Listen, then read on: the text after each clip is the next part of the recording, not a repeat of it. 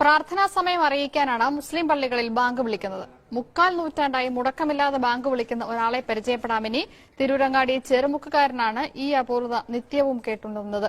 ഇമ്പമുള്ള ബാങ്കുലയുടെ വീജികൾ തിരൂരങ്ങാടി ചെറുമുക്കിലെ മൊഹീദ്ദീൻ ജുമാ മസ്ജിദിൽ നിന്ന് വായുവിലേക്ക് പകരുകയാണ്.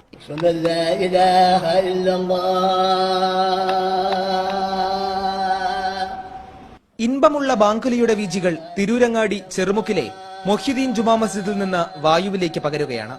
ഈ ശബ്ദത്തിന്റെ ഉടമയെ കണ്ടാൽ ചെറുമുക്കുകാരല്ലാത്തവർ അമ്പരക്കും.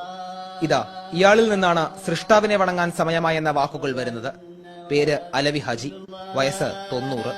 20-ാം വയസ്സ് മുതൽ പള്ളിയിൽ ബാങ്ക് വിളിക്കാൻ തുടങ്ങിയ ശീലം ഇന്നും തുടരുന്നു.